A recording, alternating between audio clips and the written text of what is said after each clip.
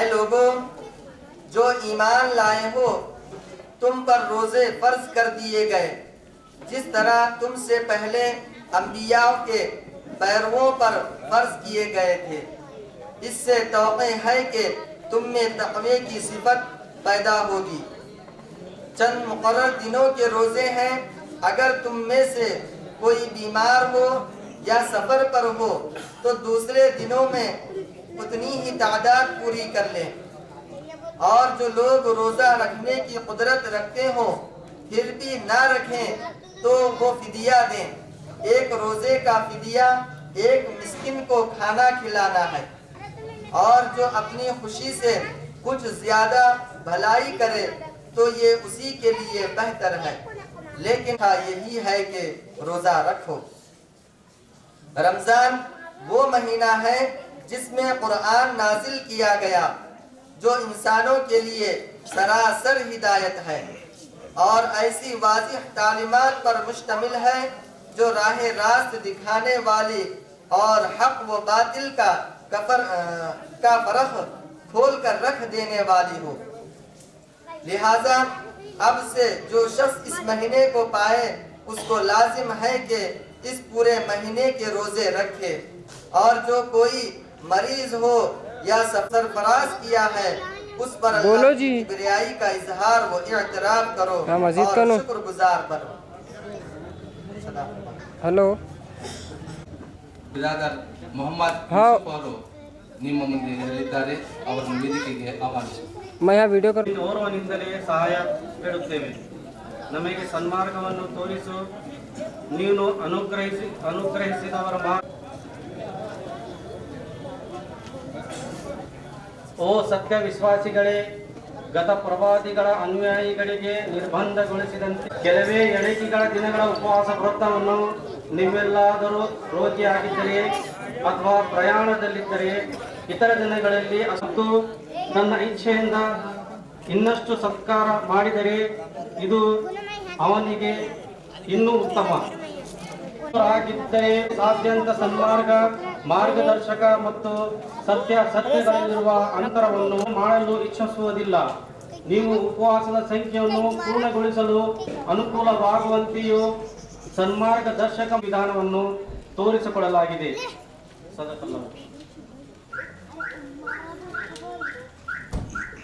ಧನ್ಯವಾದಗಳು. ಕುರಾನಿನ ಬೋಧನೆ ಕೇವಲ ಮುಸ್ಲಿಮರಿಗಿಲ್ಲ,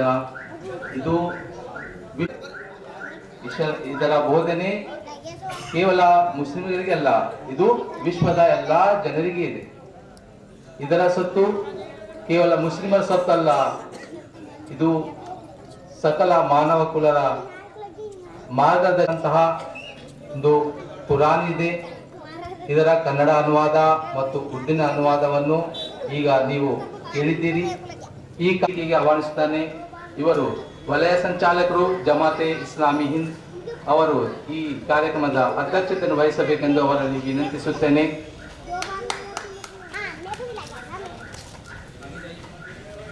ಅದೇ ರೀತಿಯಾಗಿ ಜಾಮೆ ಮಸೀದಿ ಅಧ್ಯಕ್ಷರು ಅವರು ಈ ವೇದಿಕೆ ಮೇಲೆ ಬರಬೇಕೆಂದು ಅವರಲ್ಲೂ ಕೂಡ ವಿನಂತಿಸುತ್ತೇನೆ.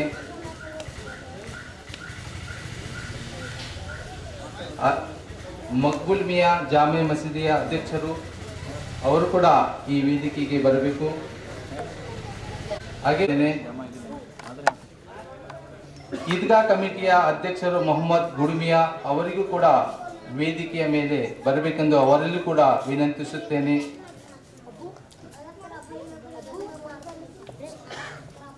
ಅದೇ ಮುಂದುವರಿಸುತ್ತಾ ಅತಿಥಿ ಸ್ಥಾನಕ್ಕೆ ಅಶೋಕ್ ಅಲ್ಲಿಪುರ್ ಮಾಜಿ ಅಧ್ಯಕ್ಷರು ಗ್ರಾಮ ಪಂಚಾಯತ್ ಚಾಂಗ್ಲೇರ್ ಅವರಿಗೂ ಕೂಡ ನಾನು ವೇದಿಕೆ ಮೇಲೆ ಬರಬೇಕೆಂದು ವಿನಂತಿಸುತ್ತೇನೆ.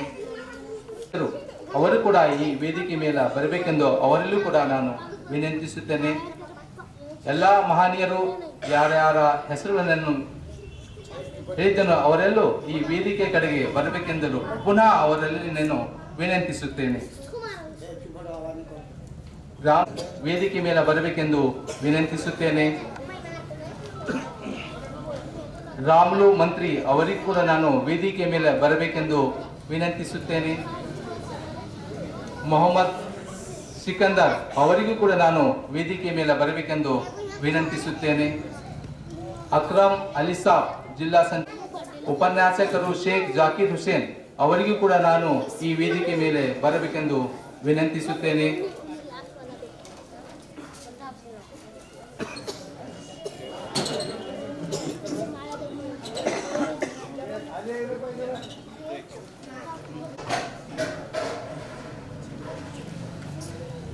ವೇದಿಕೆ ಮೇಲೆ ಆಸೀನರಾಗಿರುವಂತಹ ಎಲ್ಲ ಅಧ್ಯಕ್ಷರು, ಮುಖ್ಯ ಅತಿಥಿಗಳು ವಿನಂತಿಸುತ್ತಾ ಈ ಕಾರ್ಯಕ್ರಮನ ಮುಂದುವರಿಸುತ್ತೇನೆ.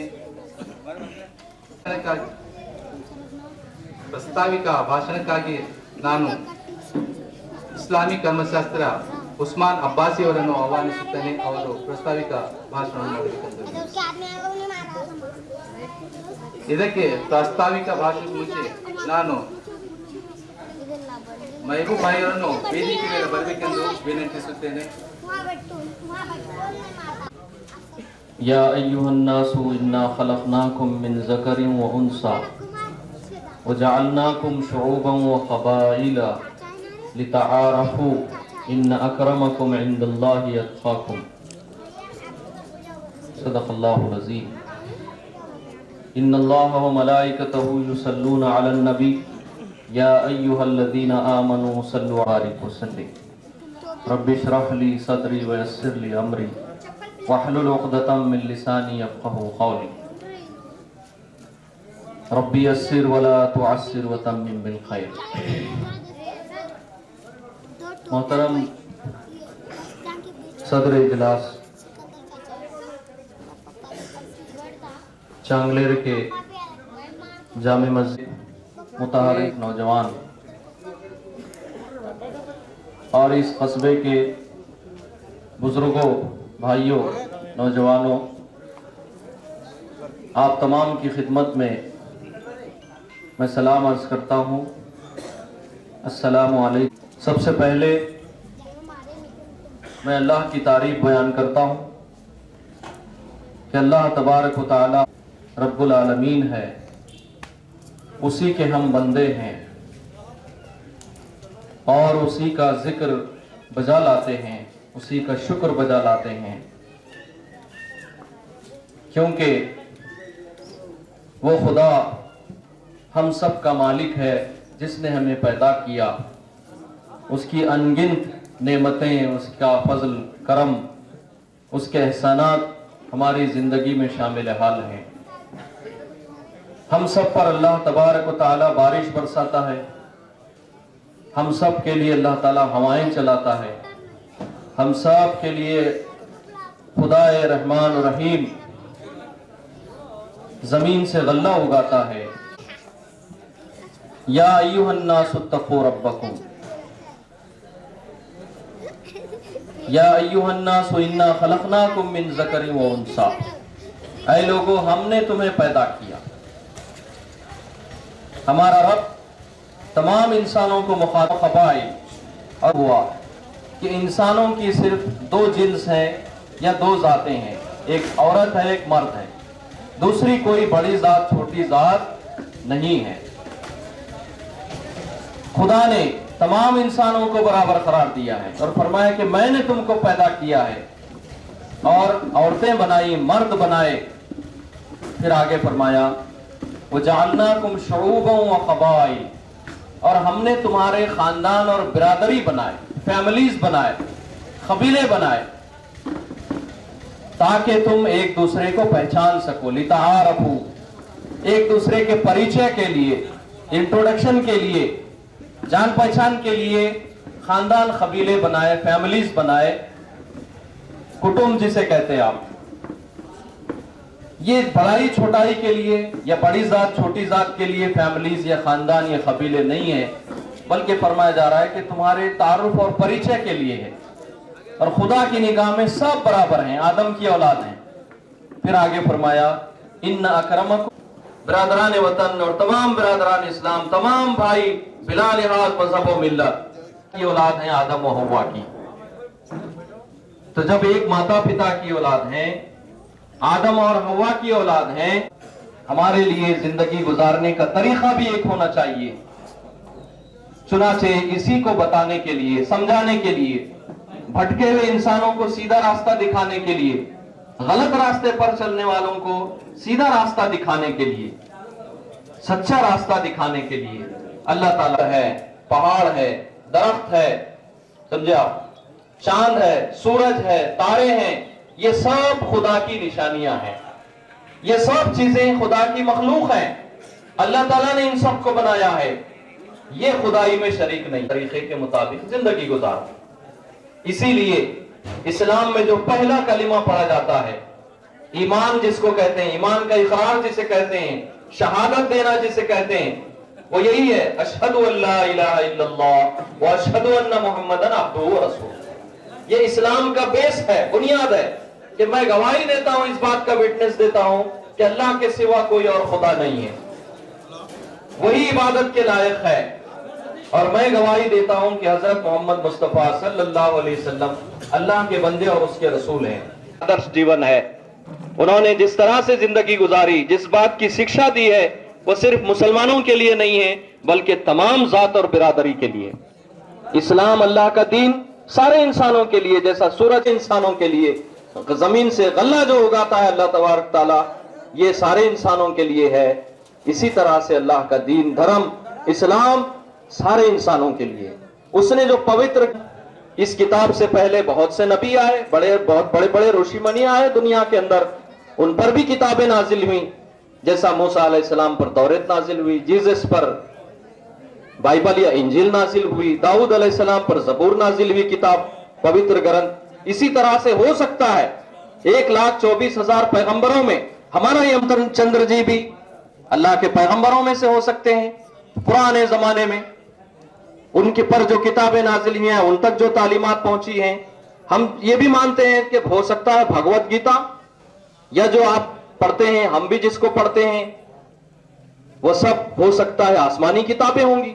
और हुजूर अकरम मोहम्मद सल्लल्लाहु अलैहि वसल्लम अल्लाह के आखिरी नबी हैं, इसके बारे में भी बताया गया है।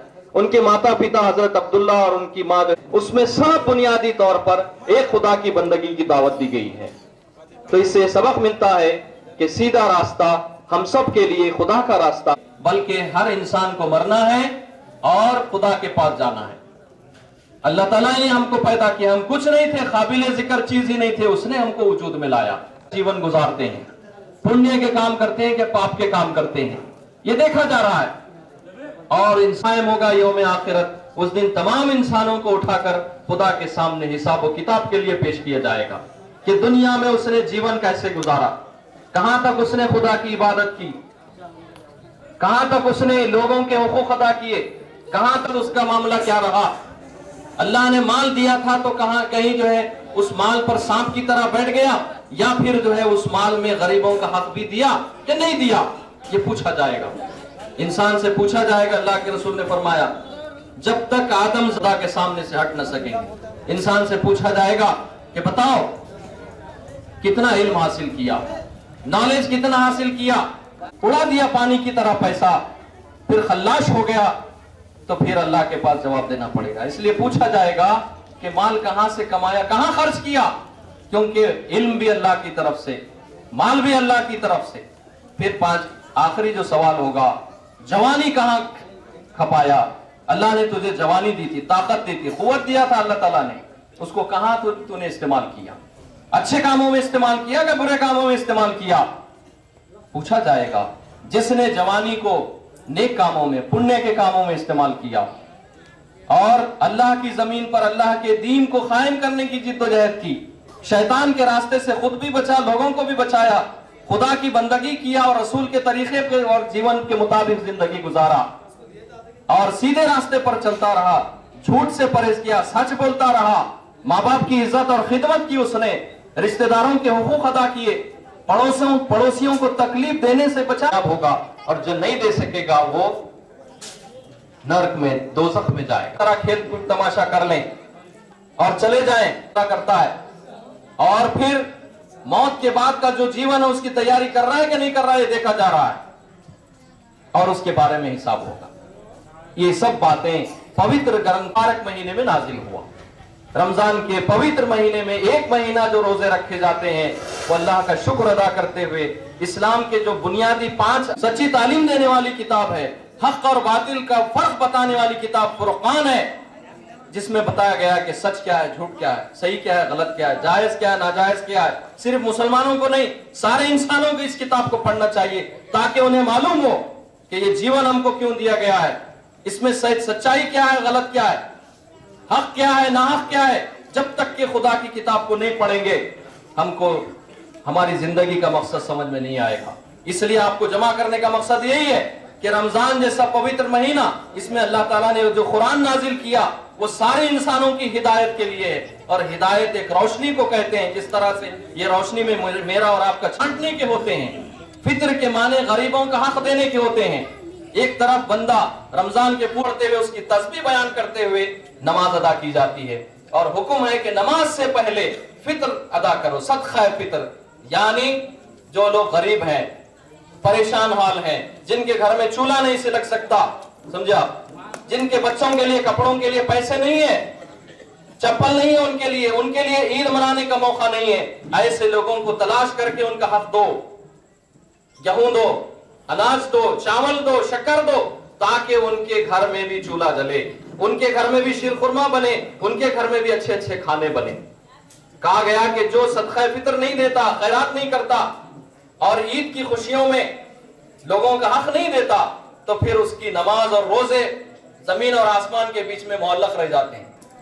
रोजे उस वक्त कबूल करते हैं अल्लाह ताला जब एक बंदा, एक मोमिन सदका देता है, खैरात करता है, गरीबों की मदद करता है, ईद की खुशियों में शरीक करता है, बेवा और विधवा और यतीम और मिस्किन को उसका हक देकर उसको खुश करने की कोशिश करता है। किसी गरीब को खुश कर देना, किसी यतीम को, यसीर को, अनाथ को खुश करना, उसको भी कपड़े बनाना अपने जैसे बच्चे, गरीब को खुश कर देना, अल्लाह ताला खुश होता है। यह है इस्लाम की तालीम। और हमारी जिंदगी गुजरे तो अल्लाह की बंदगी में गुजरे, क्योंकि हम अल्लाह के बंदे और गुलाम हैं। हम सब एक हैं। एक वाक़ये पर अपनी बात खत्म कर देता हूँ। पहले जमाने में गुलामों का रिवाज था, इंसानों को बेचा और खरीदा जाता था। तो एक मालिक ने गुलाम को खरीदा, उसको घर लाया, उससे पूछा कि तुम्हारा नाम क्या है? तो गुलाम ने कहा, आका आप मेरे मालिक हैं, मेरा क्या नाम हो सकता है? आप जो नाम रखे हो मेरा नाम। अच्छा, तो उन्होंने कहा कि बताओ तुम्हारी ख्वाहिश क्या है, तुम क्या पहनेंगे? कहा कि मैं गुलाम हूं, मेरी क्या ख्वाहिश हो सकती है, आप जो पहनाए हो मैं पहन। कहा कि तुम क्या खाओगे? कहा कि मैं क्या ख्वाहिश कर सकता हूं, मेरी क्या हैसियत है, मैं गुलाम हूं, आप जो खिलाए वो खाऊंगा। तो वो चीख मारकर उन्होंने अपने एहसास का इजहार किया कि ऐ गुलाम, तूने मुझे एहसास बंदगी सिखा दिया कि एक बंदे को खुदा के सामने इसी तरह से इजहार बंदगी करना चाहिए, जिस तरह से गुलाम अपने मालिक से कह रहा है कि मेरी कोई हैसियत नहीं, आप जो नाम दें, जो पहनाएं, जो खिलाएं। इसी तरह से हम सब खुदा के बंदे हैं। हम गुरूर ना करें, तकब्बुर ना करें, किसी का हक ना मारें, बल्कि खुदाई हिदायत के मुताबिक जिंदगी गुजारें और खुदा को राजी करने की यानी उसकी कोशिश में जिंदगी गुजारें। उसको सामने रखते हुए इखलास के साथ, सच्चाई के साथ, भलाई के साथ जिंदगी गुजारें। जो दूसरों का भला चाहता है उसका भला होता है, इस जीवन में भी और आखिरत में भी। मैं इन्हीं बातों के साथ अपनी बात खत्म करता हूँ। अल्लाह ताला हम सबको नेक तौफीक अता फरमा, हमारे दिलों को अल्लाह ताला मोहब्बत के साथ, उखुवत के साथ जोड़ दे और अमन और सलामती नसीब फरमा हमारे देश के अंदर। वाखिर दावाना अनिल हम्दुलिल्लाहि रब्बिल आलमीन। ಧನ್ಯವಾದಗಳು. ನಾವೆಲ್ಲರೂ ಆದಮ್ ಮತ್ತು ಈ ಭೂಮಿಯಲ್ಲಿ ಯಾರೂ ಶಾಶ್ವತವಲ್ಲ, ಎಲ್ಲರೂ ಒಂದು ದಿನ ಮರಣ ಹೊಂದುವರಾಗಿದ್ದಾರೆ. ಕುರಾನ್ ನಮ್ಮ ಜೀವನ ಶೈಲಿಯಾಗಿದೆ. ಇದು ಒಳಿತು ಮತ್ತು ಕೆಡಕನ್ನ ಅಂತರವನ್ನ ಸ್ಪಷ್ಟೀಕರಿಸುತ್ತೆ. ಎಂತಹ ಸಂದೇಶವನ್ನು ನಿಮ್ಮ ಮುಂದೆ ಈಗ ಕಲಿಮುಲ್ಲಾ ಸಾಹಬರು ಇಟ್ಟಿದ್ದಾರೆ. ಈಗ ನಾನು ಈ ಕಾರ್ಯಕ್ರಮದಲ್ಲಿ ಬ್ರದರ್ ಡಾಕ್ಟರ್ ಚಂದ್ರಶೇಖರ್ ಶಿವಾಚಾರ್ಯ ಮಹಾಸ್ವಾಮಿ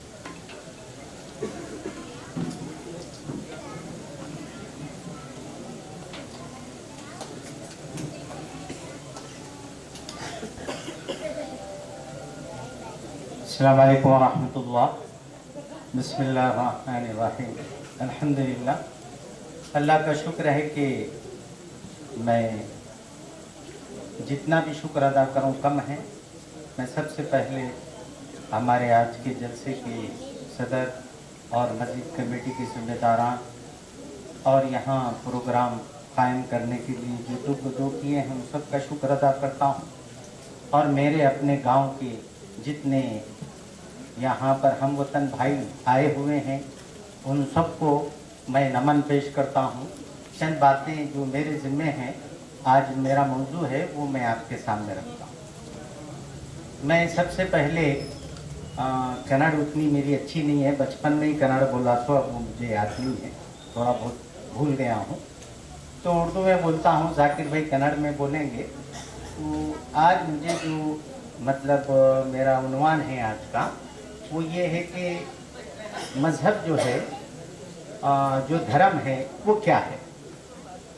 कर्नाटक स्टेट, ये भारत में जो धर्म है सबसे पुराना, जिसका जिक्र हमको यहाँ के जो धर्म की बुक से मिलता है वो सनातन धर्म। ये इतना पुराना है कि इसकी तारीख क़ब्ल मसीह से है, बहुत हज़ारों साल पुराना। तो उसकी जो सबसे बुनियादी किताब है, उसके बाद इंजील है, उससे पहले तौरात है। जितने धर्म की किताबें हैं जो हमें पता चलता है कि जो पैगंबरों पर नाजिल हुई हैं उसमें से 4 बड़े बड़े हैं और 120 हैं जिनका जिक्र मतलब छोटे रिसालों में आता है। उन सब में जो है एक वेद भी अल्लाह तबारक व तआला की तरफ से ही नाजिल करता है। तो आज आपको मैं ये बतला रहा हूँ पूरे यकीन से, यहाँ पर स्वामी लोग भी बैठे हैं, आप लोग भी अपने धर्म की किताबें पढ़े होंगे, उनके नाम लेने का, उनमें तफसील में जाने का नहीं है, मगर ये बात पक्की है कि जैसे सबका खुदा एक ही है, उसने सारे इंसानों को कामयाबी का भी रास्ता एक ही बतलाया है। भगवान का जो रास्ता बतलाने का है हर एक को अलग अलग नहीं बताया। हाँ, ये बात ज़रूर है कि वो कुछ ना कुछ इंसान को मतलब जो भी तालीमात दिया है उसमें 2 किस्म के हैं। एक वो है जिसमें कोई तब्दीली नहीं है, फर्स्ट डे से आदम अलैहिस्सलाम से लेके आज तक, आज से क़यामत तक उसमें कोई तब्दीली नहीं है। आप चाहे वेद पढ़ें, ज़रूरी है, तो उसका हमने मुताला नहीं किया, इसलिए हमको कंफ्यूजन हो रहा है। तो सनातन धर्म जो है वो जो है उसके अंदर जो सबसे उसकी बुनियादी किताब है वेद, उसके अंदर कई चैप्टर में है, उसका ट्रांसलेशन मुख्तलिफ ज़बानों में है। तो उसके अंदर अगर अरबी में जो मैंने ट्रांसलेशन पढ़ा है, अगर पढ़ेंगे आप भी अपने अपने ज़बान में, वो अवेलेबल है, तो पता चलेगा कि प्रॉफिट मोहम्मद, आपके फादर का नाम, आप कहाँ पर पैदा होंगे, आप क्या लेकर आएंगे, ये सब कल के अवतार में पूरा तफसील से बताया गया है। इतना तक बताया गया है कि आपका चेहरा कैसा होगा, आप किस मुल्क में आएंगे, लैंग्वेज कैसी होगी, सारा कुछ बताया गया है। तो मेरे भाइयों, मैं ये बात हिंदुस्तान के पस मंज़र में इसलिए कर रहा हूँ कि यहाँ पर जो है सबसे पुराना मजहब जो सनातन धर्म है, उसकी जो सबसे पुरानी किताब है वेद, वो भी अल्लाह की तरफ से नाजिल करता है। और ये भी यकीन और तहकीक है हमारी अपनी और हमारे से पहले पुराने शंकराचार्यों की और जितने धर्म के जो लोग जानने वाले हैं उनकी, कि यहाँ पर जो नबी भेजे गए थे वो नूह अलैहिस्सलाम है। हमारे हिंदुस्तान के सारे कौमों की तरफ जो अल्लाह ने नबी भेजा था वो नूह अलैहिस्सलाम, और उन्हीं की उम्मत हम हैं। और उन्हें जो किताब दी गई थी वो किताब का नाम वेद है। अगर आप वो पढ़ेंगे तो पूरा कुरान शरीफ से उसके अंदर सिमिलर ट्रांसलेशन, अगर हम इसको संस्कृत से अरबी में करेंगे तो इसका मतलब अरबी में बनेगा अद्दीनुल क़य्यिम, उर्दू में उसका ट्रांसलेशन ये बने। जो नूह अलैहिस्सलाम जो इस कौम का, हमारे हिंदुस्तानियों का, हमारे भारतवासियों का, और जो हमें वेद दिया गया था उसका जो कलिमा है, उसने तुम सबको पैदा किया है और एक लिमिटेड टाइम देकर भेजा है। यहाँ जिंदगी हमेशा की किसी को नहीं है। हाँ, बस इतना है, भगवान ये चाहता है कि कौन जो भगवान के तालीमात पर चलकर ठीक ठाक ढंग से जिंदगी गुजारता है और कौन अपनी मनमानी करके इस दुनिया को बिगाड़ कर खुदा के पास जाता है।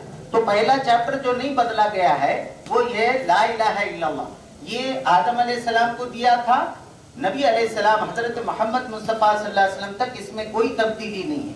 तो 3 चीजों में तब्दीली नहीं है इस कलमे, यही बात कुरान में भी नहीं, और उसकी जैसी कोई चीज बनाई नहीं जा सकती। ये बिल्कुल पक्की बात है।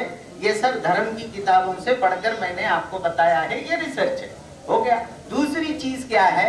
रिसालत, यानी भगवान ने इंसानों ही में से कुछ को मुंतखब करके, जिसको हम अवतार कह रहे हैं, यानी भगवान अवतार लेता है तो भगवान खुद नहीं आता, बल्कि हम ही में से कुछ लोगों को अपने काम के लिए चुन लेता है, और वो जो है ना, उनको सही तालीमात बताकर अपना जो वक्त है वो सही जो है गुजार कर जाते हैं, ताकि इंसान को हर हाल में उठना है।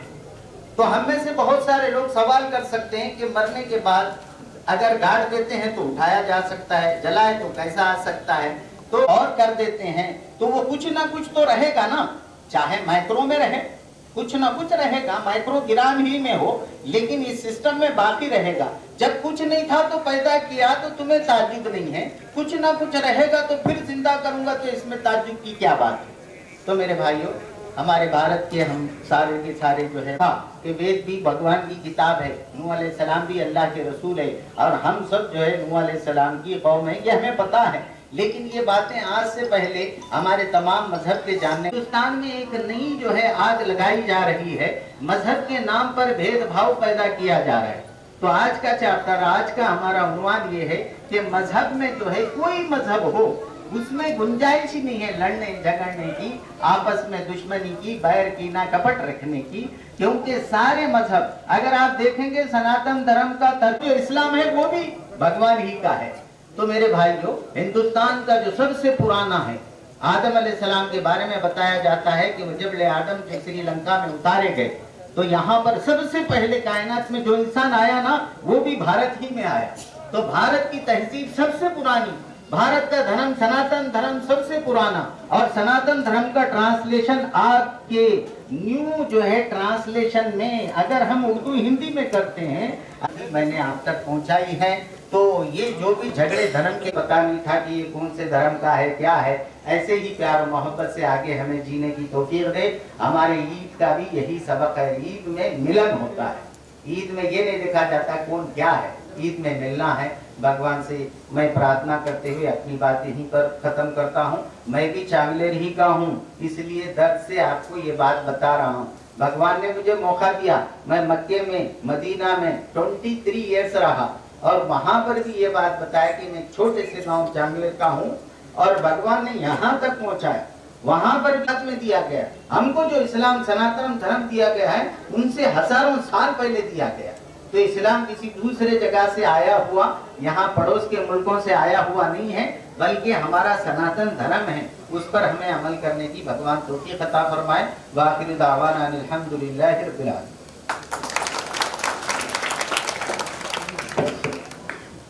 ಧನ್ಯವಾದಗಳು. ಸಂತಗಳು ಈ ಭೂಮಿಯ ಮೇಲೆ ಆ ಭಗವಂತನಿಂದ ಬಂದಿದ್ದೇವೆ.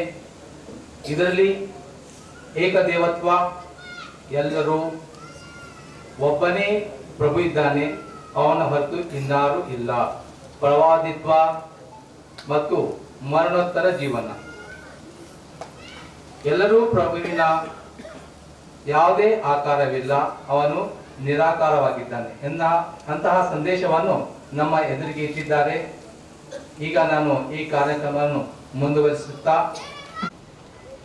ಶೇಖ್ ಜಾಕಿರ್ ಹುಸೇನ್ ಅವರು ಈ ವೇದಿಕೆಗೆ ಬಂದು ತಮ್ಮ ವಿಚಾರವನ್ನು ವಿಮರ್ಶಿಸಬೇಕೆಂದು ಅವರಲ್ಲಿ ವಿನಂತಿಸುತ್ತೇನೆ.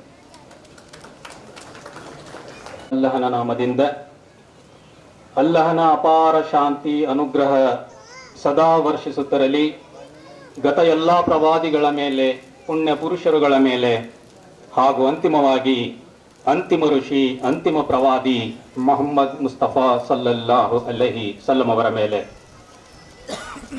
ಡೈಸಿನ ಮೇಲೆ ಉಮ್ರಿಯವರೇ ಹಾಗೂ ಮುಖ್ಯ ಅತಿಥಿಯಾಗಿ ಆಗಮಿಸಿದಂತಹ ಶ್ರೀ ಶಟಸ್ಥಲ ಬ್ರಹ್ಮೆ ಡಾಕ್ಟರ್ ಚಂದ್ರಶೇಖರ್ ಶಿವಾಚಾರ್ಯ ಮಹಾಸ್ವಾಮಿಗಳೇ, ಇಲ್ಲಿ ಆಗಮಿಸಿದಂತಹ ರಾಮುಲು ಅವರೇ, ನನ್ನ ಎಲ್ಲ ಮಿತ್ರರೇ, ತಮ್ಮೆಲ್ಲರಿಗೂ ಈ ಶುಭ ಸಂಜೆಯಂದು ಇಫ್ತಾರ್ ಕೂಟ ಅಲ್ಲ, ಬದಲಾಗಿ ಈದ್ ಮಿಲನ್ ಕಾರ್ಯಕ್ರಮದ ವತಿಯಿಂದ ತಮ್ಮೆಲ್ಲರಿಗೂ ಶುಭಾಶಯಗಳನ್ನು ಕೋರುತ್ತೇನೆ.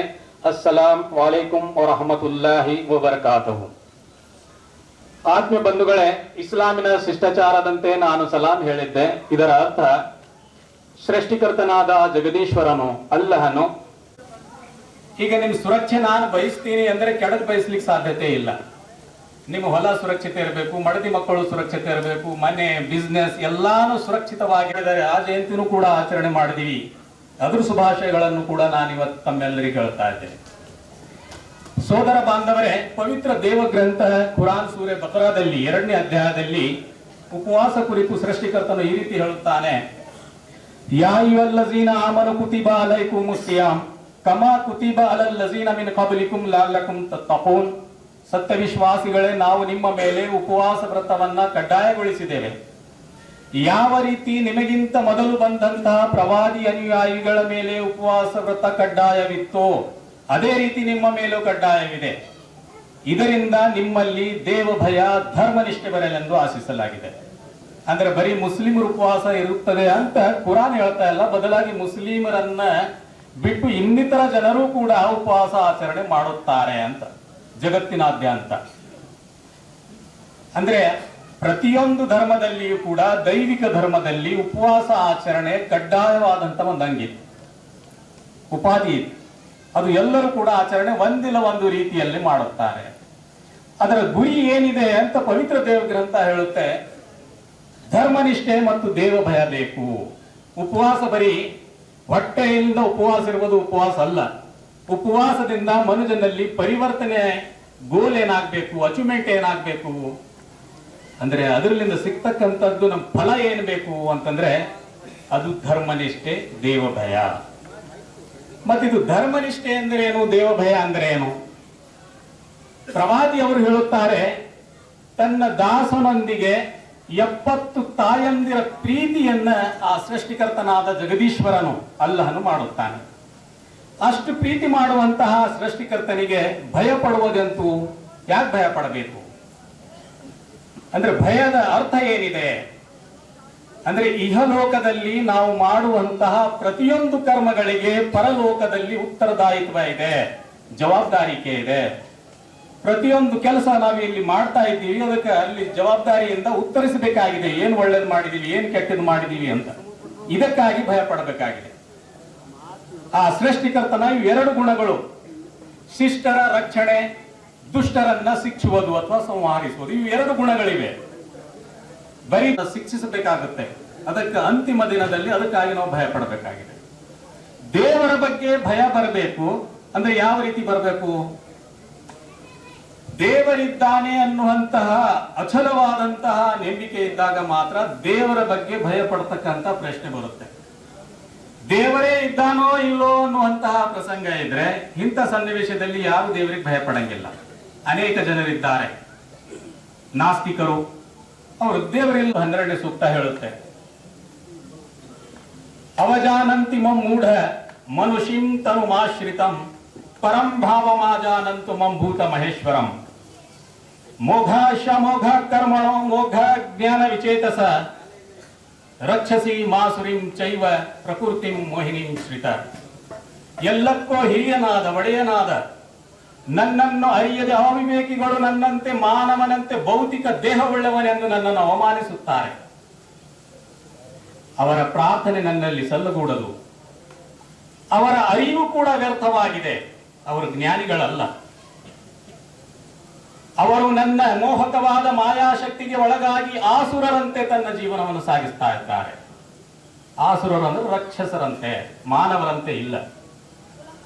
ಒಬ್ಬ ಮನುಷ್ಯ ಎಲ್ಲಿವರೆಗೆ ತನ್ನ ಸೃಷ್ಟಿಸಿದ ಸೃಷ್ಟಿಕರ್ತನನ್ನ ಕಂಡುಕೊಳ್ಳಂಗಿಲ್ವೋ ಅವನು ತನ್ನನ್ನು ತಾನು ಜ್ಞಾನಿ ಅಂತ ಹೇಳಿಕೊಳ್ಳುವಂತ ಹಕ್ಕಿಲ್ಲ. ಯಾವುದೇ ಡಿಗ್ರಿ ಇರಬಹುದು, ಅಂದಲ್ಲಿ PhD ಪಾಸ್ ಆಗಿರಬಹುದು. ಹೆಸರು ಬರಲಿಕ್ಕೆ ಬಾರದವನಿಗೆ ಮಾತ್ರ ದೇವರ ಬಗ್ಗೆ ಜ್ಞಾನವಿದೆ ಅಂದ್ರೆ ಅವನು ಜ್ಞಾನಿ. ಅವನಿಗೆ ಜ್ಞಾನಿ ಅಂತ ಹೇಳಬೇಕು. ಮತ್ತು ದೇವರ ಬಗ್ಗೆ ಯಸ್ಯ ನಾಮ ಮಹದಸ್ಯ, ಯಾವನಿಗೆ ಆ ಕಾರವೇ ಕಾರನು, ಅವನನ್ನು ನೋಡುವಂತ ಶಕ್ತಿ ನಮ್ಮ ಕಣ್ಣುಗಳಿಗಿಲ್ಲ. ಆದರೆ ಅವನಿಗೆ ನಮ್ಮನ್ನು ನೋಡುವಂತಹ ಶಕ್ತಿ ಇದೆ. ಅವನು ನಾವು ಆಡುವ ಮಾತುಗಳನ್ನು ಕೂಡ ಕೇಳುತ್ತಾನೆ. ಭಾಷೆ ಬೇಕಾಗಿಲ್ಲ. ನಾನು ಕನ್ನಡ ಮಾತಾಡ್ತಾ ಇದ್ದೀನಿ, ಇದೀಗ ಉರ್ದು ಭಾಷೆ ಆಡೋರು ಸಂದೇಶ ಕೊಟ್ರು. ಭಾಷೆ ಬೇಕಾಗಿಲ್ಲ, ಉಡಿಗೆ ತೊಡಿಗೆ ಬೇಕಾಗಿಲ್ಲ. ಶುರುಮ ಹಚ್ಕೊಂಡು ಟೊಪಿಗೆ ಹಚ್ಚಿ ನಾನು ನೈರಿ ಶರ್ಟ್ ಉಟ್ಕೊಂಡಿದ್ದೀನಿ, ನನ್ನನ್ನೇ ನೋಡ್ತಾನೆ, ಇತರ ನೋಡ್ತಾನೆ, ಇದು ಬೇಕಾಗಿಲ್ಲ. ಆ ಸೃಷ್ಟಿಕರ್ತನಾದ ಅಲ್ಲನಿಗೆ ಪ್ರಾಣಿಗಳ ಭಾಷೆಯೂ ಕೂಡ ಗೊತ್ತು.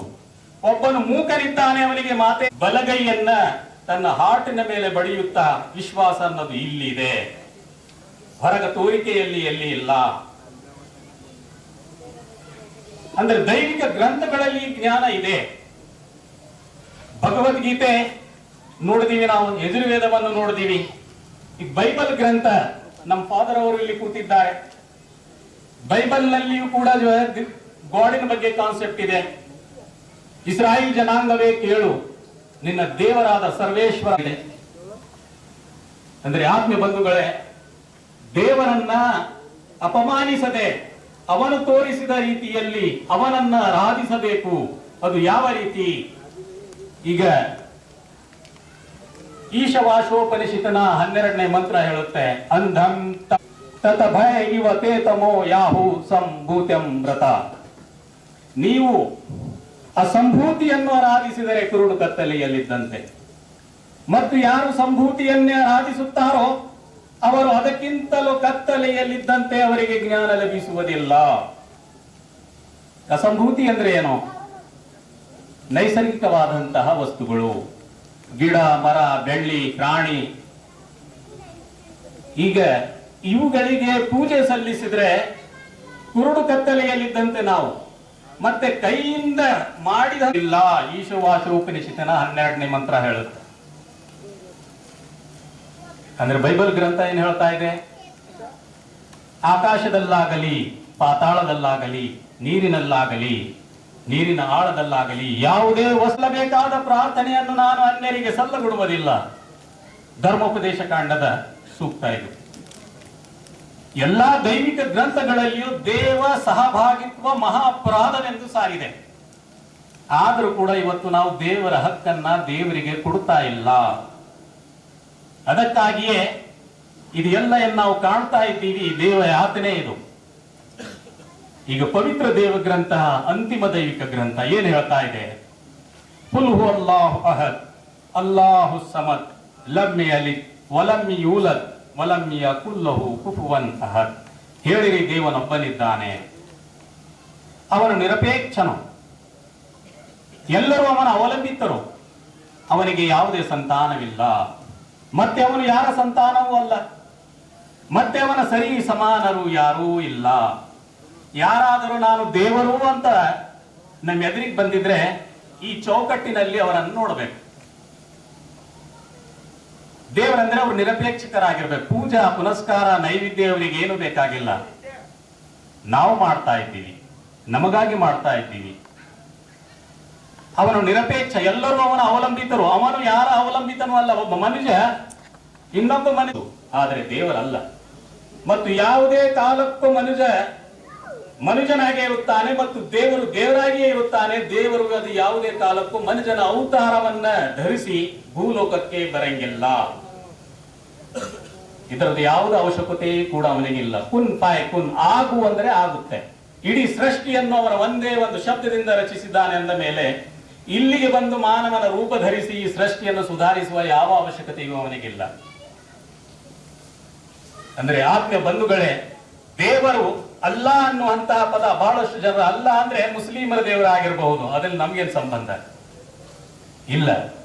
ಅಲ್ಲ ಅನ್ನುವಂತಹ ಪದ ಇದು ಸೃಷ್ಟಿಕರ್ತನಾದ ಜಗದೀಶ್ವರನಿಗೆ ಅವನ ಸ್ವಂತವಾದಂತಹ ಅಂಕಿತ ನಾಮ ಇದೆ. ಈ ನಾಮ ವೇದ ಗ್ರಂಥಗಳಲ್ಲಿಯೂ ಇದೆ. ಅನಿಸುವ ಮಟ್ಟಿಗೆ ಅಲ್ಲ ಅಂತ ಏನು ಕೂಗ್ತಾರೆ, ಅದು ಅಲ್ಲ ಅಂದ್ರೆ ಮುಸ್ಲಿಮರ ದೇವರು, ನಮ್ ದೇವರೇನು ಅಲ್ಲ. ನಮ್ ದೇವರು ಶಿವ ಇರಬಹುದು, ಪರಮಾತ್ಮ ಇರಬಹುದು, ಜಗದೀಶ್ವರನಿರಬಹುದು, ಬ್ರಹ್ಮ ಇರಬಹುದು, ಮಹೇಶನಿರಬಹುದು. ಇನ್ನು ಅರಬ್ಬಿ ಭಾಷೆ ಹುಟ್ಟಿರಲಿಲ್ಲ. ಬಹಳಷ್ಟು ಜನ ಕುರಾನಿನ ಪದ ಅರಬ್ಬಿ ಪದ ಆಗಿರಬಹುದು ಅಂತ ಅನಿಸ್ತಿರಬಹುದು. ಇಲ್ಲ, ಅರಬ್ಬಿ ಪದ ಅಲ್ಲ. ಕುರಾನ್ ದೈವಿಕ ಗ್ರಂಥ ಇನ್ನು ಭೂಲೋಕಕ್ಕೆ ಬರಲಿಲ್ಲ, ಪ್ರವಾದಿ ಬರಲಿಲ್ಲ, ಅರಬ್ಬಿ ಭಾಷೆ ಹುಟ್ಟಿರಲಿಲ್ಲ, ಅರಬ್ ರಾಷ್ಟ್ರ ಭಾರತಕ್ಕೆ ಗೊತ್ತಿರಲಿಲ್ಲ.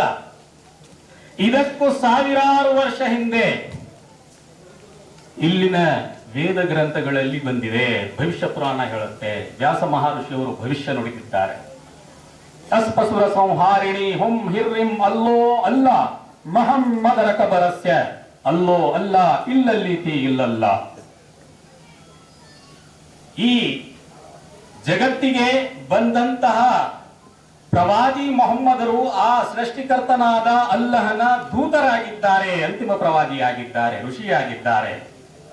ಅವರನ್ನು ಕುರಿತು ಪಿಶಾಸಿಯನ್ನ ಸದೆ ಬಡಿಯುವಂತಹ ಒಂದು ಶಕ್ತಿಯನ್ನು ಅವರು ಗಳಿಸಿಕೊಂಡಿದ್ದಾರೆ. ಅಂದ್ರೆ ಅವರ ಶಿಕ್ಷಣ ಮನುಜನ ಹೃದಯದಲ್ಲಿ ಹುಟ್ಟುವಂತ ಕೆಟ್ಟ ಭಾವನೆಗಳನ್ನ ಸುಟ್ಟುವಂತ ಶಕ್ತಿ ಹೊಂದಿದೆ. ಮತ್ತೆ ಸೃಷ್ಟಿಕರ್ತನಾದ ಅಲ್ಲಹನು ಆರಾಧನೆಗೆ ಅವನೊಬ್ಬನೇ, ಅವನ ಹೊರತು ಅನ್ಯರು ಯಾರೂ ಇಲ್ಲ ಅನ್ನುವಂತ ಪದ ನಮಗೆ ವೇದ ಗ್ರಂಥಗಳಲ್ಲಿ ಸಿಗ್ತಾ ಇದೆ. ಅಂದ ಮೇಲೆ ಅಲ್ಲಾ ಅಂತ ಮಸ್ಜಿದಲ್ಲಿ ಅಂತ ಹೇಳಲಾಗುತ್ತೆ. ಎಸ್ ಇದರಲ್ಲಿ ಇದೆ. ಬನ್ನಿ ನಮಾಜಿನಡೆಗೆ ಹಯ್ಯ ಅಲ ಸಲಾ. ಅರಬಿ ಭಾಷೆಯಲ್ಲಿ ಸಲಾ ಅನ್ನುವಂತ ಪದ ದೇವ ಪ್ರಾರ್ಥನೆಗೆ ಇದೆ. ಆದರೆ ಭಾರತಾದ್ಯಂತ ಅಖಂಡ ಭಾರತ ಏನಿದೆ ಇದು ಅದುವೇ ಧರ್ಮವಾಗಿದೆ. ದೀನುಲ್ ಕಯ್ಯಿಮಾ ಅಂತ ಇದೀಗಲೇ ನಾವು ಕೇಳಿದೀವಿ. ಇದು ಹಿಂದೆ ಬಂದಂತಹ ಪ್ರವಾದಿಗಳ ಧರ್ಮವೇ ಆಗಿದೆ. ನಮಾಜ್ ಅಂದ್ರೆ ನಮ ಅಂದ್ರೆ ನಮಿಸುವುದು, ಅಜ ಅಂದ್ರೆ ಅಜನಕ, ಯಾವನಿಗೆ ಹುಟ್ಟು ಸಾವು ಇಲ್ಲ. ಅಂದ್ರೆ ಸೃಷ್ಟಿಕರ್ತನ ಎದುರು ತನ್ನನ್ನು ತಾನು ನಮಿಸುವುದಕ್ಕೆ ನಮಾಜ್ ಅಂತಾರೆ. ಇದು ಸಂಸ್ಕೃತ ಪದ, ಅರಬಿ ಭಾಷೆ ಪದ ಅಲ್ಲ. ಸಾವಿರಾರು ಮುಸ್ಲಿಮರು ಬಳಸ್ತಾರೆ, ಅವರಿಗೂ ಕೂಡ ಅಷ್ಟು ಪರಿಚಯ ಇಲ್ಲ. ಯಾಕಾಗಿ ಇದು ಹೇಳ್ತಾರೆ? ಅರಬ್ ಕಂಟ್ರಿಯಲ್ಲಿ ನಮಾಜ್ ಹೇಳಂಗಿಲ್ಲ. ಆದ್ರೆ ಭಾರತಾದ್ಯಂತ ಅಖಂಡ ಭಾರತದೇನು ಕಾನ್ಸೆಪ್ಟ್ ಇತ್ತು, ಆ ಅಖಂಡ ಭಾರತದಲ್ಲಿ ಏನದ ಅಂದ್ರೆ ಎಲ್ಲರೂ ನಮಾಜ್ ಅಂತ ಹೇಳ್ತಾರೆ. ಅಂದ್ರೆ ಆತ್ಮೀಯ ಬಂಧುಗಳೇ, ಇಸ್ಲಾಂ ಧರ್ಮ ಅನ್ನೋದು ಹೊರಗಿನಿಂದ ಬಂದಿದೆ ಅಂತ ಬಹಳಷ್ಟು ಜನರಿಗೆ ಅನಿಸುತ್ತೆ. ಯಾಕಂದ್ರೆ ಪ್ರವಾದಿ ಮೊಹಮ್ಮದ್ ಸಲ್ಲಲ್ಲಾಹು ಅಲೈಹಿ ವಸಲ್ಲಂ ಮಕ್ಕಾದಲ್ಲಿ ಹುಟ್ಟಿದ್ರು. ಆದ್ರೆ ಈ ಧರ್ಮದ ಲಿಂಕ್ ಎಲ್ಲಿಂದ ಇದೆ ಅಂದ್ರೆ ಸನಾತನ ಧರ್ಮದಿಂದಿದೆ. ಅವರು ಸಾರುವಂತಹ ಧರ್ಮ ನಮ್ಮ ಪ್ರವಾದಿಗಳ ಧರ್ಮವೇ ಆಗಿದೆ ಅಂತ ಭಾರತದವರು ಅದನ್ನು ಸ್ವೀಕರಿಸಿಕೊಂಡ್ರು. ಎಷ್ಟು ಜನ ಬಂದರು ಹೊರಗಿನಿಂದ? ಬೆರಳೆಣಿಕೆಯ ಜನರು ಮಾತ್ರ ಸಿಗುತ್ತಾರೆ.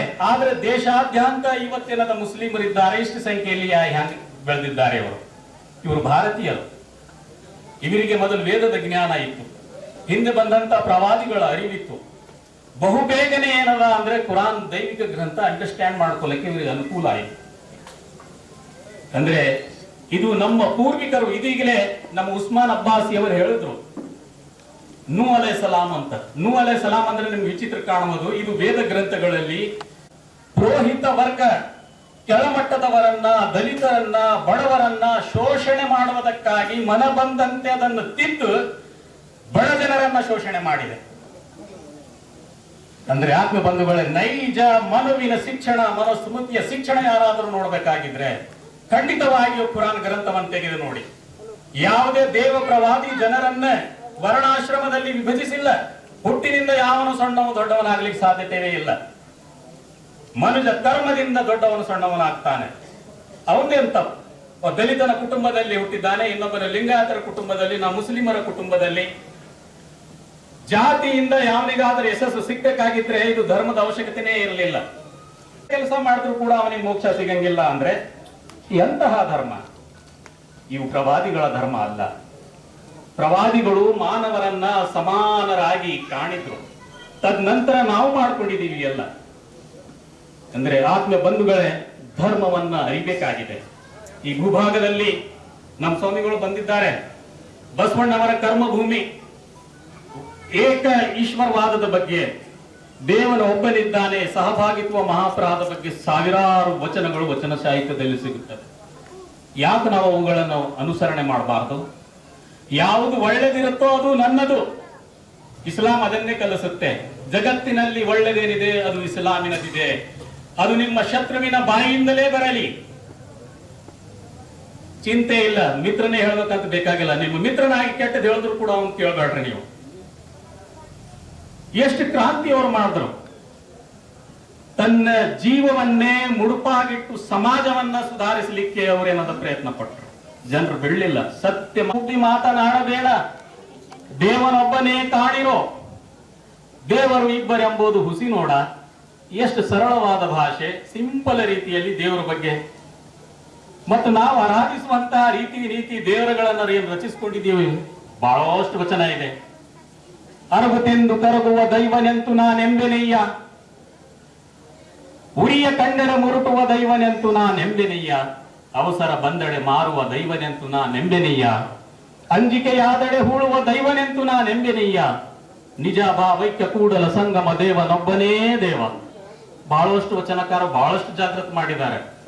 ಎಷ್ಟು ಹೇಳಿದ್ರು ಕೂಡ ನಾವು ಅವರಿಗೆ ಪೂಜಾ ಮಾಡ್ತೀವಿ, ಅವರು ಹೇಳಿದಂತಹ ಯಾವುದೇ ಆಚಾರ ವಿಚಾರಗಳು ನಮ್ಮಲ್ಲಿ ಬರಂಗಿಲ್ಲ. ಮೂರ್ತಿ ಪೂಜೆ ಖಂಡನೆ, ವ್ಯಕ್ತಿ ಪೂಜೆ ಖಂಡನೆ ಬಸವಣ್ಣವರಿಗೂ ನಾವು ಬಿಟ್ಟಿಲ್ಲ. ಅವ್ರ ಜೀವಂತ ಇದ್ದಿದ್ರೆ ನಿಜವಾಗಿ ಖಂಡಿಸ್ತಿದ್ರು, ಇವು ಕೆಲಸ ಮಾಡ್ತಾ ಇದ್ರಿ, ಇದೇ ಮಹಾ ಅಪರಾಧ. ಅಂದ್ರೆ ಆತ್ಮ ಬಂಧುಗಳೇ, ನಿಜವಾಗಿ ಈ ಸಮಾಜದಲ್ಲಿ ಸುಖ ಶಾಂತಿ ಅನ್ನೋದು ನೆಲೆಸಬೇಕು ಅಂದ್ರೆ ನಾವು ಒಬ್ಬರೊಬ್ಬರು ಅರಿಬೇಕು. ಮೊನ್ನೆ ಸೋಷಿಯಲ್ ಮೀಡಿಯಾದಲ್ಲಿ ಮುಸ್ಕಾನ್ ಬಗ್ಗೆ ಬಹಳಷ್ಟು ಚರ್ಚೆಗಳಿದ್ದು, ಒಂದು ಹುಡುಗಿ ಹಿಜಾಬಿನೊಂದಿಗೆ ಅಲ್ಲಾಹು ಅಕ್ಬರ್ ಅಂತ ಕೂಗಿದ್ರು.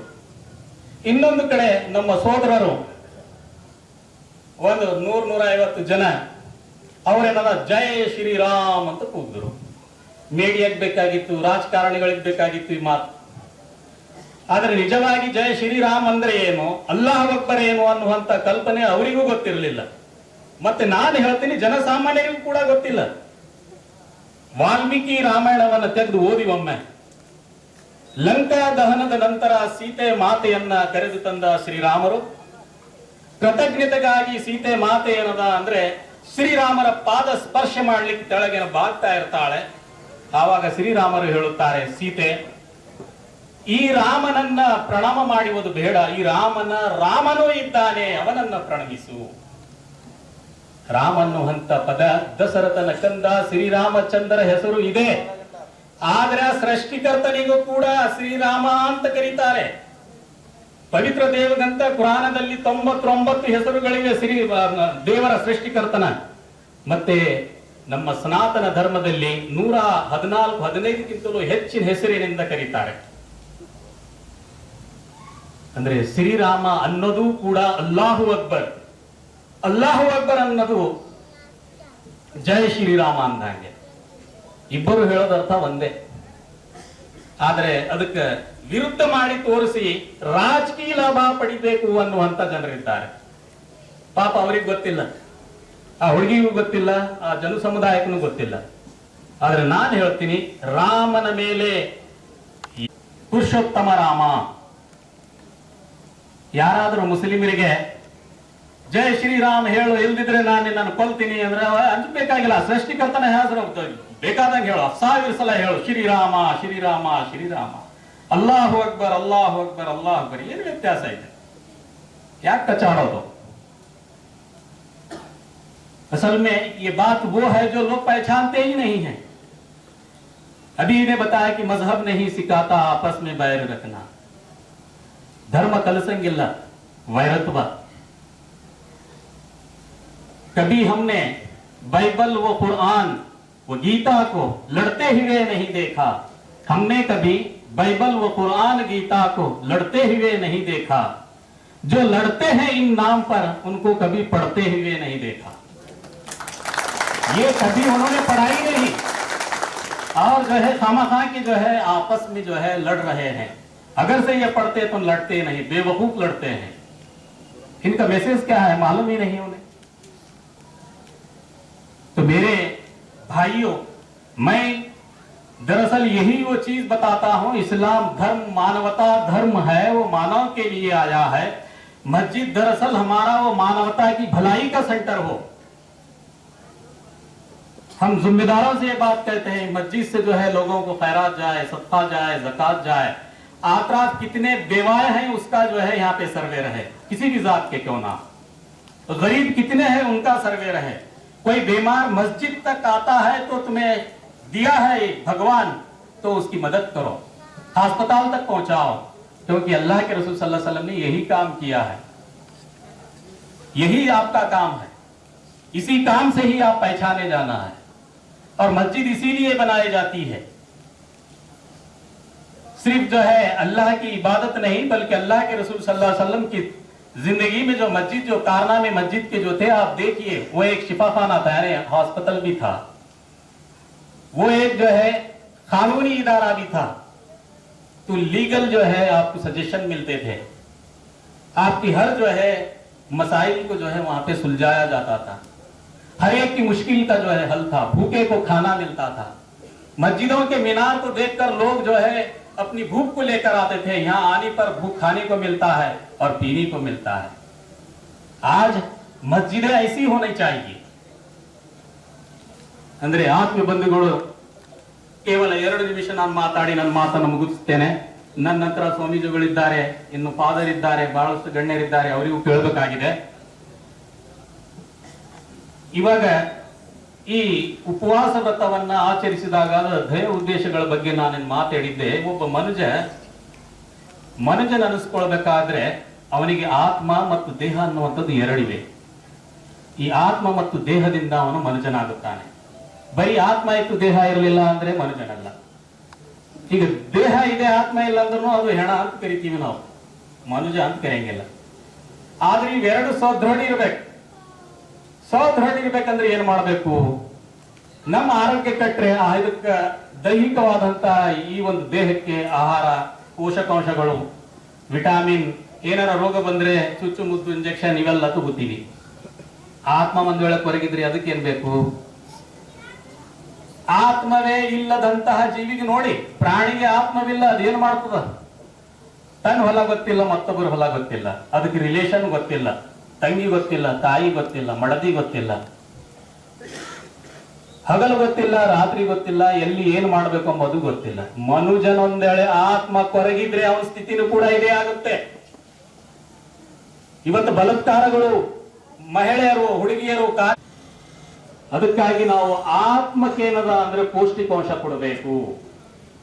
ಆದ್ರೆ ಇಸ್ಲಾಂ ಸಾರುವಂತಹ ಸಂದೇಶ, ಈ ದೇಹ ಆತ್ಮದ ಮೇಲೆ ಬೆಳೆಸಿದಂಗೆ ಆತ್ಮ ದೇಹದ ಮೇಲೆ ಪ್ರಬಲತೆ ಸಾಧಿಸಿದ್ರು ಕೂಡ ಅವನು ಕೂಡ ಸಮಾಜ ಬಿಡ್ತಾನೆ. ಹೆಂಡತಿ ಬೇಕಾಗಿಲ್ಲ, ಮಕ್ಕಳು ಬೇಕಾಗಿಲ್ಲ, ಸಂಸಾರ ಬೇಕಾಗಿಲ್ಲ, ಸಮಾಜ ಬೇಕಾಗಿಲ್ಲ, ಎಲ್ಲೋ ಗುಡ್ಡ ಗಿಡ್ಡ ಹೋಗಿ ದೇವ್ರ ಧ್ಯಾನ ಮಾಡ್ಕೊಂಡು ಕೊಡ್ತಾನೆ.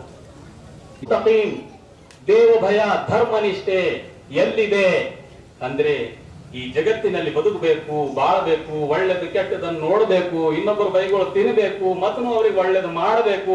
ಈ ಜಗತ್ತು ಯಾರು ನಮ್ಮ ಮೇಲೆ ಬಟ್ಟು ತೋರಿಸದ ಹಂಗೆ ಈ ಜಗತ್ತಿನಿಂದ ನಾವು ಪಾರಾಗಿ ಹೋಗ್ಬೇಕು. ಅದುವೇ ಧರ್ಮನಿಷ್ಠೆ, ಅದುವೇ ದೇವ ಭಯ ಇರುವವನಿಂದ ಮಾತ್ರ ಸಾಧ್ಯ. ಅದಕ್ಕೆ ಪವಿತ್ರ ದೇವ ಗ್ರಂಥ ಸಿರಾತುಲ್ ಮುಸ್ತಕೀಮ್ ಅಂದ್ರೆ ಆತ್ಮಬದ್ಧುಗಳೇ, ಕೋವಿಡ್ ರೋಗದಿಂದ ಸುಮಾರು 2 ವರ್ಷಗಳ ಕಾಲ ನಿಮ್ಮ ಭೇಟಿಯಾಗಿರ್ಲಿಲ್ಲ. ಅನೇಕ ಆಪ್ತರನ್ನ ನಾವು ಕಳೆದುಕೊಂಡಿದ್ದೀವಿ. ಈ ಯಾರಿಂದರೆ ಏನಾದ್ರು ತಪ್ಪು ಮಾಡಿದ್ರೆ ಕ್ಷಮೆ ಕೇಳಬೇಕು. ಯಾರಿಗೇನಾದ್ರೂ ನಾವು ಸಾಲ ತಗೊಂಡಿರೋದು ಕೊಡಬೇಕು.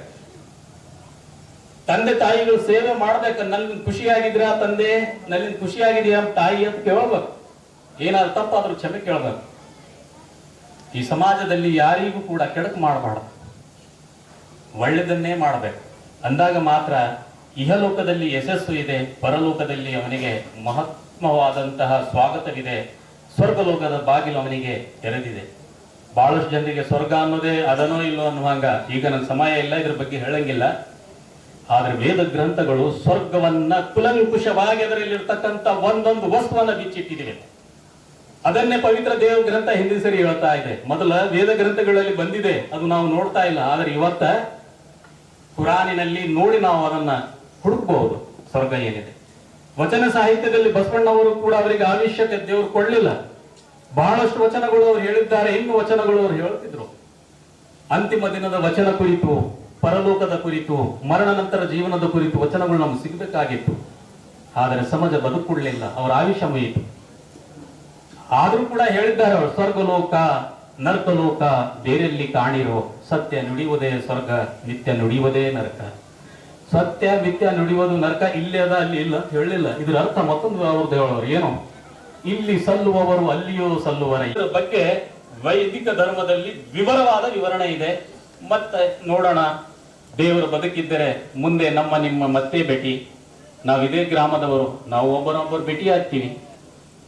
ಚಹಾ ಕುಡಿಯುವಾಗ, ನಮ್ಮ ಸಂಭಾಷಣೆ ಮುಖಾಂತರ ನಮ್ಮಲ್ಲಾದಂಥ ಏನು ತಪ್ಪು ಲೋಪದೋಷಗಳು ನಾವು ಒಬ್ಬರನ್ನೊಬ್ಬರು ತಿದ್ದುಕೊಳ್ಬೇಕು ಅಂತ ಹೇಳುವುದರೊಂದಿಗೆ ನಾನು ನನ್ನ ಮಾತನ್ನ ಇಲ್ಲಿಗೆ ಮುಗಿಸುತ್ತೇನೆ. ವಾಪಿರುದ್ದಾಮನ. ಧನ್ಯವಾದಗಳು. ಈಗ ಮುಖ್ಯ ಅತಿಥಿಯರ ಭಾಷಣ. ನಾನು ಡಾಕ್ಟರ್ ಚಂದ್ರಶೇಖರ್ ಶಿವಾಚಾರ್ಯ ಮಹಾಸ್ವಾಮಿಗಳಿಗೆ ಆಹ್ವಾನಿಸುತ್ತೇನೆ. ಅವರು ತಮ್ಮ ಉತ್ತರಗಳನ್ನು ನಮ್ಮ ಮುಂದೆ ಇಡಬೇಕೆಂದು ಅವರಲ್ಲಿ ಕೋರುತ್ತೇನೆ.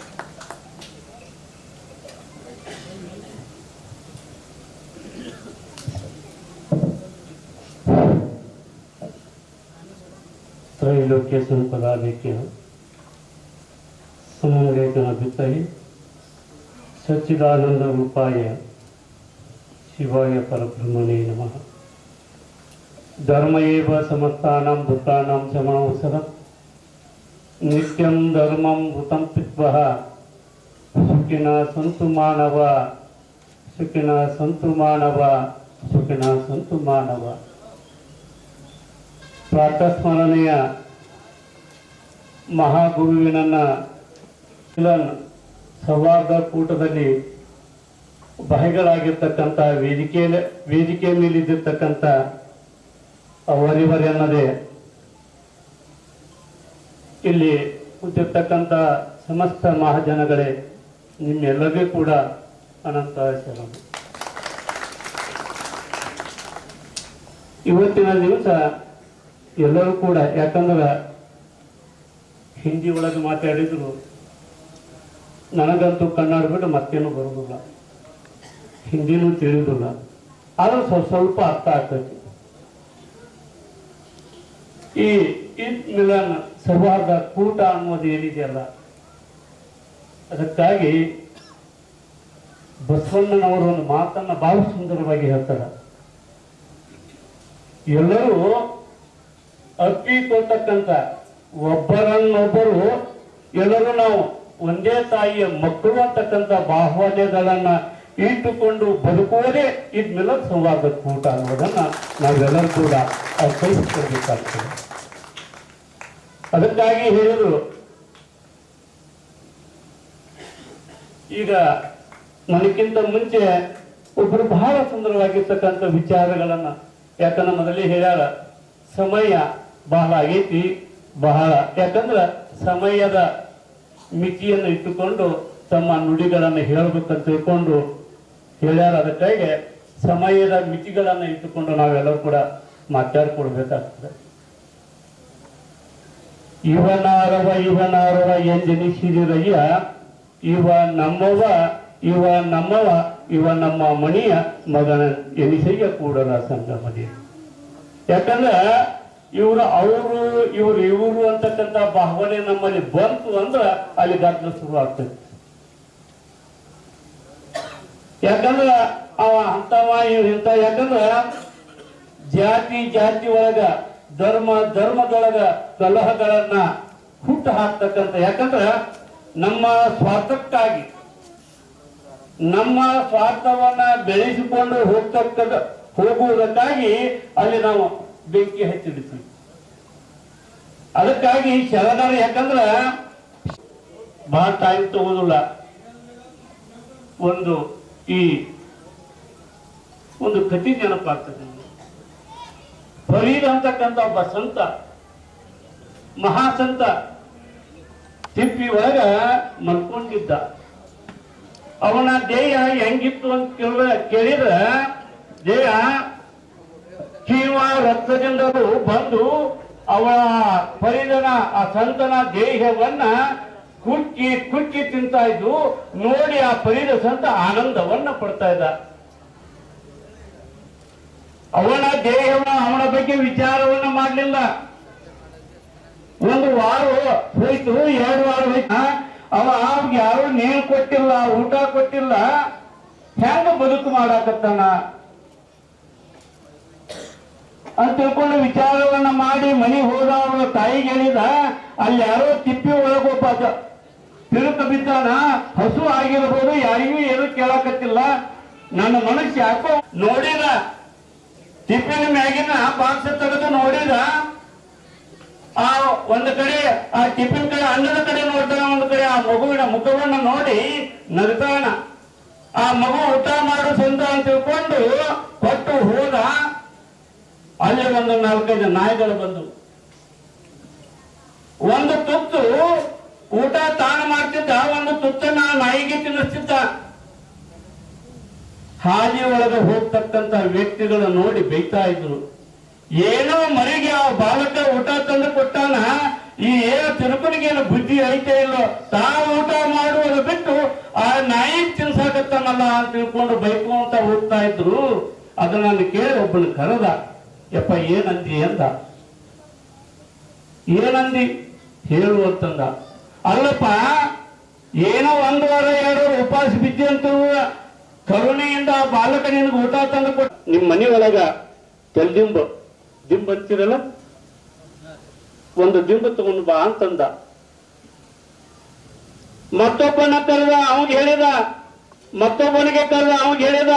ಎಲ್ಲಾರು 4-5 ಮಂದಿ ದಿಂಬಗಳನ್ನ ತಂದು ಅವನ ಮುಂದೆ ಇಟ್ಟು ಇವನ ಹರಿದಿ ಅಂತ ಒಂದೊಂದು ಹರಿದಿ ಅಂದ. ಯಾಕಂದ್ರೆ ಶ್ರೀಮಂತರಿದ್ದವರು ಒಳ್ಳೆ ಬಟ್ಟೆ ಹಾಕ್ತಾರ, ಅದಕ್ಕಿಂತ ಸ್ವಲ್ಪ ಕಮ್ಮಿ ಇದ್ದವರು ಸಾದಾ ಬಟ್ಟೆ ಹಾಕ್ತಾರ, ಅದಕ್ಕಿಂತ ಕಮ್ಮಿ ಇದ್ದವರು ಮನೆಯಾಗಿದ್ದು ಅಂಗಿ ಆಗಲಿ ಪ್ಯಾಂಟ್ ಆಗಲಿ ಮತ್ತೇನಾದ್ರು ಹಾಕಿ ಹೊಡೆದು ದಿಂಬು ಮಾಡ್ಕೋತಾರ. ಅವಾಗ ಸ್ವಂತಂತಾನ ಮೇಲಿನ ಬಟ್ಟೆ ಬೇರೆ ಇರಬಹುದು, ಮೇಲಿನ ಬಟ್ಟೆ ಬೇರೆ ಇರ್ಬೋದು. ಇದ್ದವ ರೇಷ್ಮೆ ಬಟ್ಟೆ ಹಾಕ್ತಾನ, ಇಲ್ದವ ಏನ್ ಮಾಡ್ತಾನ? ಆದ್ರೆ ಒಳಗಿರ್ತಕ್ಕಂಥ ರಕ್ತ ಏನಿದೆಲ್ಲ, ಆ ರಕ್ತ ಏನಾದ್ರು ನಾನು ಹಿಂದೂ ಅಂತ ತಿಳ್ಕೊಂಡು ಹೇಳ್ಕೊತಾನೋ, ನಾನು ಮತ್ತೆ ಏನು ಮುಸ್ಲಿಂ ಅಂತ ತಿಳ್ಕೊಂಡು ಅದೇನ್ ರಕ್ತ ಹೇಳ್ತದೋ, ಎಲ್ಲವೂ ಒಂದೇ ಅಂತಕ್ಕಂಥ ಭಾವನೆಯನ್ನ ದೇಹದ ಮೇಲೆ. ಯಾಕಂದ್ರ ಈ ದೇಹದ ಮೇಲೆ ಇರ್ತಕ್ಕಂಥ ಅಂಗಿ ನೋಡಿ ನಾವು ಅವ್ರನ್ನ ಪ್ರೀತಿ ಮಾಡಕ್ ಹೋಗ್ಬಾರ್ದು. ಭಾವನೆಗಳನ್ನು ನೋಡಿ ನಾವು ಪ್ರೀತಿಯನ್ನ ಮಾಡಬೇಕು ಅಂತ ತಿಳ್ಕೊಂಡು ಉದ್ದೇಶವನ್ನ ಇಟ್ಟುಕೊಂಡು ಇವತ್ತಿನ ದಿವಸ ಇಟ್ ಮಿಲನ್ ಸೌಹಾರ್ದ ಕೂಟವನ್ನ ಇಟ್ಟುಕೊಂಡಿದ್ದಾರೆ. ಅದಕ್ಕಾಗಿ ತಮ್ಮೆಲ್ಲರೂ ಕೂಡ ಎಲ್ಲರೂ ಅವನ ಮೇಲೆ ನಂಬಿಕೆಯನ್ನ ಇಟ್ಟುಕೊಂಡು ನಾವು ಜೀವನವನ್ನ ಮಾಡಿದ್ದೆ. ಆದ್ರೆ ಆ ನಂಬಿಕೆಯಿಂದ ಎಲ್ಲವನ್ನ ಕೊಡ್ತಕ್ಕಂಥ ಶಕ್ತಿ ಅವನಲ್ಲಿ ಇದೆ. ಅದಕ್ಕಾಗಿ ನಾವು ಎಲ್ಲರೂ ಕೂಡ ಸೌಹಾರ್ದತೆಯಿಂದ ನಾವೆಲ್ಲರೂ ಕೂಡ ಒಂದೇ ತಾಯಿಯ ಮಕ್ಕಳು ಅಂತಕ್ಕಂಥ ಭಾವನೆ.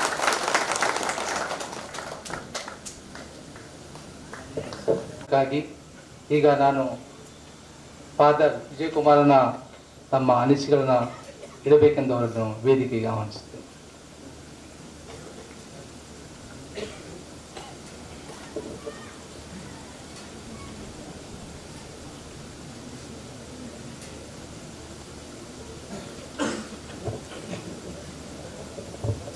ದೇವರ ಪರಿಶುದ್ಧ ನಾಮಕ್ಕೆ ಸ್ತೋತ್ರವಾಗಲಿ. ಈ ಸಮಯದಲ್ಲಿ ವೇದಿಕೆಯ ಮೇಲಿದ್ದಂಥ ಎಲ್ಲ ಗಣ್ಯ ವ್ಯಕ್ತಿಗಳಿಗೂ ಮತ್ತು ಪಂಚಾಯತಿನ ಎಲ್ಲ ಮೆಂಬರ್ಸ್ ಮತ್ತು ಅಧ್ಯಕ್ಷರುಗಳು ಮತ್ತು ವಿಶೇಷವಾಗಿ ಈ ಒಂದು ಕೂಟವನ್ನ ಏರ್ಪಡಿಸಿರುವಂತ ಈ ಒಂದು ಮಸ್ಜಿದಿನ ಅಧ್ಯಕ್ಷರುಗಳಿಗೂ ಮೆಂಬರ್ಗಳಿಗೂ ಕೂಡಿ ಬಂದ ನಿಮ್ಮೆಲ್ಲರಿಗೂ ಬೇಗನೆ ಬರುವಂತ ದೇವರ ಮಧುರ ನಾಮದಲ್ಲಿ ವಂದನೆಗಳನ್ನು ತಿಳಿಸುತ್ತಾ ಕೇಳಿದ್ದೇವೆ. ಏನೆಂಬುದಾಗಿ ನೋಡುವಾಗ ಕುರಾನು ಏನು ಬೋಧಿಸುತ್ತದೆ ಅಥವಾ ಭಗವದ್ಗೀತವನ್ನ ಕನ್ನಡದಲ್ಲಿ ಅಚ್ಚುಕಟ್ಟಾಗಿ ನಮಗೆ ತಿಳಿಸಿದನ್ನ ನಾವು ಕಾಣುತ್ತೇವೆ. ಆದ್ರೆ ಒಂದು ಸಂಗತಿಯನ್ನ ನಾವು ತಿಳಿದುಕೊಳ್ಳಬೇಕು. ಭೂಮಿಯ ಮೇಲೆ ಹುಟ್ಟಿದ ಮೊದಲ ಆರಂಭವಾಯಿತು ಎಂಬುದಾಗಿ ಬ್ರದರ್ ಹೇಳಿದರು. ಆದ್ರೆ ನಾವು ಒಂದು ತಿಳಿದುಕೊಳ್ಳಬೇಕು, ಮೊದಲನೇ ಆದಾಮನ ಮೂಲಕ ಪ್ರಾರಂಭವಾಗಿರುವಂತ ಈ ಸಂತತಿಯನ್ನು ನಾವು ನೋಡ್ಬೇಕಾದ್ರೆ ಎರಡನೇ ಆದಾಮನಾದ ಮೊದಲು ಹೇಳಿದರು, ದೇವರಿಗೆ ಆಕಾರಗಳು ಇರಲ್ಲ, ವಿಕಾರಗಳು ಇರಲ್ಲ ಎಂಬುದಾಗಿ. ಅದು ನಿಜ. ದೇವರವರ ಜೊತೆ ಶಬ್ದವನ್ನ ಕೇಳುತ್ತಾ ಇದ್ದರು ಆದಾಮ ಮತ್ತು ಹವಳರು. ಯಾವಾಗ ದೇವರ ಮಾತನ್ನ ಮೀರಿ ಅವರ ಹಣ್ಣನ್ನ ತಿಂದರು, ಬೈಬಲ್ ನಮಗೆ ಏನು ಬೋಧಿಸ, ಆ ಪಾಪ ಮಾಡಿದ ಬಳಿಕ ಅವರಿಗೆ ಒಂದು ಚರ್ಮದ ಅಂಗಿಯನ್ನ ತೊಡಿಸಿ ದೇವರವರನ್ನ ಭೂಲೋಕಕ್ಕೆ ದೊಬ್ಬಿದ್ದರು ಎಂಬುದಾಗಿ ಬೈಬಲ್ ನಮಗೆ ಹೇಳ್ತದೆ. ಮರಣ ಬಂತು. ಎರಡನೇ ಆದವನಾದ ಯೇಸು ಕ್ರಿಸ್ತನ ಮೂಲಕ ನಮಗೆ ಜೀವ ಬಂತೆಂಬುದಾಗಿ ಬೈಬಲ್ ಹೇಳುತ್ತದೆ. ಮರಣ ಹೊಂದಿದ ಮೇಲೆ, ಅವನು ಮಣ್ಣಿಗೆ ಸೇರಿದ ಮೇಲೆ, ಯೋಹಾನ ಸುವಾರ್ತೆ 14ನೇ ಅಧ್ಯಾಯ ನಾನೇ, ಯೇಸು ಏನ್ ಹೇಳ್ತಾರಂದ್ರೆ, ನಾನೇ ಮಾರ್ಗವು, ಹೀಗಿರುವುದರಿಂದ ಒಂದು ಮರಣ ಇದೆ. ಆ ಮರಣದ ನಂತರ ಮನುಷ್ಯನು ಎಲ್ಲಿಗೆ ಹೋಗುತ್ತಾನೆ? ನಮ್ಮ ಆತ್ಮ ಎಲ್ಲಿಗೆ ಹೋಗುತ್ತದೆ? ಒಂದು ದಿನ ದೇವರು, ಬೈಬಲ್ ಹೇಳುತ್ತದೆ, ಮಧ್ಯಾಕಾಶಕ್ಕೆ ಬಂದಿರುವಾಗ, ಬೈಬಲ್ ಅಲ್ಲಿ ಇನ್ನೊಂದು ಮಾತು ಏನ್ ಹೇಳುತ್ತದೆ ಅಂದ್ರೆ, ನನ್ನನ್ನು ನಂಬುವವನು ಸತ್ತರೂ ಬದುಕುತ್ತಾನೆ. ನನ್ನನ್ನು ನಂಬುವವನು ಸತ್ತರೂ ಬದುಕ್ತಾನೆ. ಯಾಕಂದ್ರೆ ಯೋಹಾನ ಸುವಾರ್ತೆ, ದೇವರು ಲೋಕದ ಮೇಲೆ ಎಷ್ಟೋ ಪ್ರೀತಿಯನ್ನಿಟ್ಟು ತನ್ನ ಒಬ್ಬನೇ ಮಗನನ್ನ ಕೊಟ್ಟನು. ಆತನನ್ನು ನಂಬುವ ಒಬ್ಬನಾದ್ರೂ ನಾಶವಾಗಬಾರದೆಂಬುದಾಗಿ, ಎಲ್ಲರೂ ನಿತ್ಯ ಜೀವ ಪಡೆಯಬೇಕು, ಎಲ್ಲರೂ ಸ್ವರ್ಗದಲ್ಲಿರಬೇಕೆಂಬುದಾಗಿ ದೇವರ ಚಿತ್ತ ಆಗಿದೆ. ಈ ಕಾರಣದಿಂದ ಯೇಸು ಕ್ರಿಸ್ತರನ್ನ ಈ ಲೋಕಕ್ಕೆ ಕಳಿಸಿಕೊಟ್ಟರು. ಆತನನ್ನು ತಿಳಿದುಕೊಂಡು ಸತ್ಯದ ಮಾರ್ಗದಲ್ಲಿ ಅವನ ಮಾಡಿರುವಂತ ಎಲ್ಲ ಕಮಿಟಿಯವರಿಗೂ, ಕೂಡಿ ಬಂದ ನಿಮ್ಮೆಲ್ಲರಿಗೂ ನಾನು ವಂದನೆಗಳು ತಿಳಿಸುತ್ತಾ 2 ಮಾತಿಗೆ ವಿರಾಮ ನೀಡುತ್ತೇನೆ. ಎಲ್ಲರಿಗೂ ನಮಸ್ಕಾರ, ಧನ್ಯವಾದಗಳು.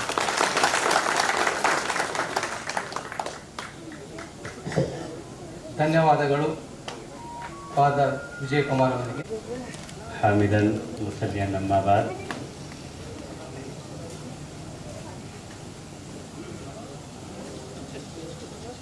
श्री स्वामी डॉक्टर चंद्रशेखर साहब और फादर विजय कुमार साहब